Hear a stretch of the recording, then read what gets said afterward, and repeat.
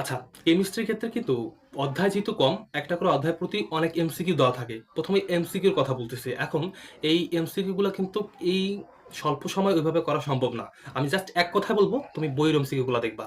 বইয়ে যে এমসিকিউ গুলা পিছনে দেওয়া আছে অধ্যায় ভিত্তিক, আর কিছু লাগবে না। এমসিকিউর জন্য সময় খাবা না, ওটা হয়ে যাবে। আর সিকিউর ক্ষেত্রে যেহেতু অধ্যায় কম, অল্প একটু বিস্তারিত করে দেব। আগের যে বোটানি, জুলজি এই জিনিসগুলো যে একটু তোমার কমাই দিছিলাম ৩ থেকে ৪ টা করে। অবশ্যই ইনশাআল্লাহ ওখান থেকে কমন পাবা। কিন্তু এগুলোর ক্ষেত্রে একটু টপিকসগুলো বাড়বে। যেহেতু অধ্যায় কম, ৩ টা ৪ টা টপিকস মানে ৩ টা ৪ টা অধ্যায় মিলে কিন্তু তোমার মানে কেমিস্ট্রি হয়ে থাকে। এখন আমি যদি বলি যে কিভাবে পড়বো? এখন আমি জাস্ট তোমাকে টপিকসগুলো উল্লেখ করে দিব। এই টপিকসগুলো দেখে যাবা। যারা ভালো তারা কি করবা? আগে এই টপিকসগুলো দেখবা পারো কিনা।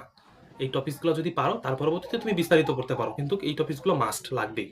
এখন তুমি এই টপিকসগুলো যারা একটু নরমাল কোয়ালিটি তাদের ক্ষেত্রে বলতেছি, তোমরা কিভাবে পড়বা? তোমরা বই খুঁজতে যাবা না। বইয়ে কিন্তু জিনিসগুলো এইভাবে বিস্তারিত এখন পাবা না, বুঝতেও পাবা না।